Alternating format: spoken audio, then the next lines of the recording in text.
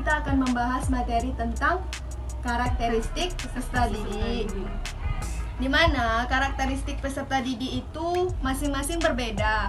Kita sebagai guru perlu memahami karakteristik peserta didik sehingga ia dapat dengan mudah untuk mengelola segala sesuatu yang berkaitan dengan pembelajaran, termasuk juga pemilihan strategi pengelolaan yang berkaitan dengan bagaimana menata pengajaran, kemampuan yang dimiliki mereka sehingga komponen pengajaran dapat sesuai dengan karakteristik dari peserta didik yang akhirnya pembelajaran tersebut dapat lebih bermakna. Kemudian berdasarkan pada kemampuan ini dapat ditentukan dari mana pengajaran harus dimulai dan di batas mana pengajaran tersebut dapat diakhiri. Jadi, pengajaran berlangsung dari kemampuan awal sampai ke kemampuan akhir. Itulah yang menjadi tanggung jawab kita sebagai seorang guru. Nah, guru harus mengenal karakteristik peserta didik, karena dengan mengenal karakteristik peserta didik membantu guru dalam mengantarkan mereka untuk mengejar cita-cita yang diinginkan. Selanjutnya, guru harus mampu memahami karakter peserta didik. Nah, di dalam memahami karakteristik peserta didik, butuh kesungguhan dan keterlibatan hati dan pikiran kita sebagai seorang guru. Sehingga dia dapat memahami karakternya dengan baik dan benar.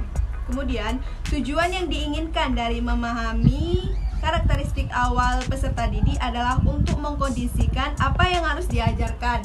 Bagaimana mengkondisikan peserta didik belajar sesuai dengan karakternya masing-masing. Nah, di dalam ini kita bisa berbagi tugas, ada yang mencari tentang pengertian karakteristik peserta didik, kemudian ragam atau macam karakteristik peserta didik, dan yang terakhir manfaat mengenal karakteristik peserta didik sebagai pijakan dalam pembelajaran.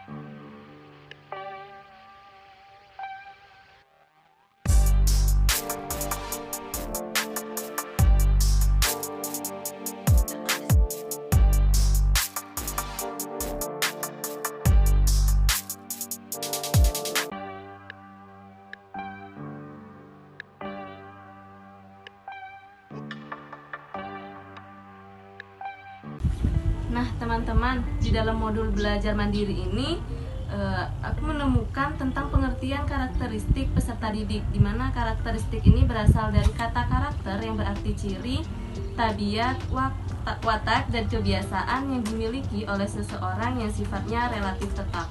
Jadi, karakteristik peserta didik dapat diartikan keseluruhan pola kelakuan atau kemampuan yang dimiliki peserta didik sebagai hasil dari pembawaan dan lingkungan, sehingga menentukan aktivitasnya dalam mencapai cita-cita atau tujuannya. Apalagi tadi? Sesudah dari sebagai hasil dari pembawaan dan lingkungan, sehingga menentukan aktivitasnya dalam mencapai cita-cita atau tujuannya. Aku dapat yang tentang ragam karakteristik peserta didik. Itu. Nah, di dalam karakteristik peserta didik itu harus menjadi perhatian dan pijakan pendidik dalam melakukan seluruh aktivitas pembelajaran. Nah, di mana karakteristik peserta didik itu meliputi etnik, kultural, status sosial, minat, perkembangan kognitif, kemampuan awal, gaya belajar, motivasi, perkembangan emosi, perkembangan sosial, perkembangan moral dan spiritual, dan perkembangan motorik. Etnik itu apa? Kalau menurut aku sih, kalau etnik itu misalnya perbedaan dari suku bangsa. Kan di dalam satu kelas tuh ada peserta didik yang berasal dari Jawa, dari Sunda, Madura, Minang, dan Bali, dan etnik lainnya. Kalau aku sih itu, kalau kalian gimana? Nah, implikasi dari etnik ini, pendidik dalam melakukan proses pembelajaran perlu memperhatikan jenis etnik apa saja yang terdapat di dalam kelasnya. Nah, data tentang keberagaman etnis di kelasnya menjadi informasi yang sangat berharga bagi seorang pendidik dalam menyelenggarakan proses pendidikan. Nah, seorang pendidik yang menghadapi peserta didik hanya satu etnis di kelasnya, tentunya tidak sesulit yang multi etnik. Maksudnya multi etnik itu mereka terdiri dari berbagai macam suku, bahasa di dalam kelas tersebut. Mungkin ada yang berasal dari orang Jawa, ada yang orang Padang. Nah, itu kan bahasanya juga sudah berbeda-beda. Jadi mereka tuh perlu bimbingan untuk beradaptasi. Jadi seperti itu. Adapun ragam yang kedua yaitu tentang kultural. Nah, implikasi dari aspek kultural dalam proses pembelajaran ini, pendidik dapat menerapkan pendidikan multikultural. Pendidikan multikultural menurut Khairul memiliki ciri-ciri. Yang pertama yaitu tujuannya membentuk manusia budaya dan menciptakan manusia berbudaya atau berperadaban.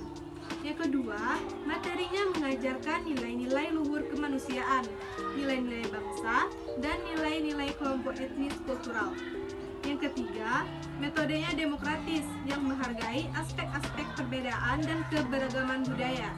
Dan yang terakhir yaitu evaluasinya ditentukan pada penilaian terhadap tingkah laku anak didik meliputi aspek persepsi, apresiasi, dan tindakan terhadap budaya lainnya.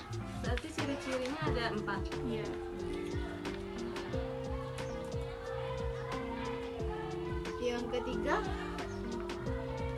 Yang ketiga tadi status sosial. Itu ragam atau macam karakteristik peserta didik. Yang ketiga status sosial kan ya. Yang terakhir, Nah, aku nemu yang terakhir nih, minat. Di sini kan dituliskan minat untuk mengetahui apakah peserta didik memiliki minat belajar yang tinggi atau tidak. Sebenarnya dapat dilihat dari indikator minat itu sendiri. Indikator misalnya perasaan senang, ketertarikan peserta didik, perhatian dalam belajar, keterlibatan siswa dalam kegiatan pembelajaran, manfaat dan fungsi mata pelajaran agar diperoleh gambaran yang lebih jelas. Jadi terakhir kita mencari apa lagi? ya, nah pokok bahasan yang terakhir itu tentang manfaat mengenal karakteristik peserta didik sebagai pijakan dalam proses pengajaran. Siapa yang sudah menemukan manfaat? Nah, aku ketemu manfaat memahami karakter anak didik. Nah, di sini benar nggak sih? Banyak manfaat. Sepertinya Coba aja baca. Banyak manfaat yang akan diperoleh oleh guru maupun peserta didik jika mereka saling mengenal karakter masing-masing. Bagi peserta didik, mereka akan mendapatkan pelayanan prima, perlakuan yang adil, tidak ada diskriminasi, merasakan pembimbingan yang misalnya menyelesaikan masalah anak didik dengan memperhatikan karakternya. Benar nggak sih? Ya, benar. Jadi manfaat memahami karakteristik ini harus ini ya, saling mengenal. Iya.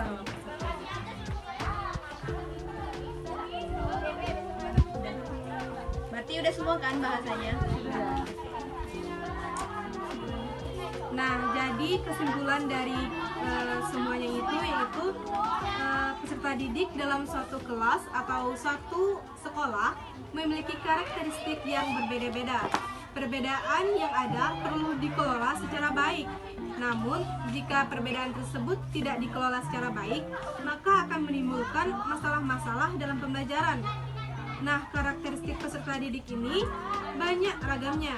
Seperti yang sudah saya sebutkan tadi, ada etnik, kultural, status sosial, minat, kognitif, kemampuan awal, gaya belajar, motivasi, perkembangan emosi, perkembangan sosial, dan perkembangan motorik.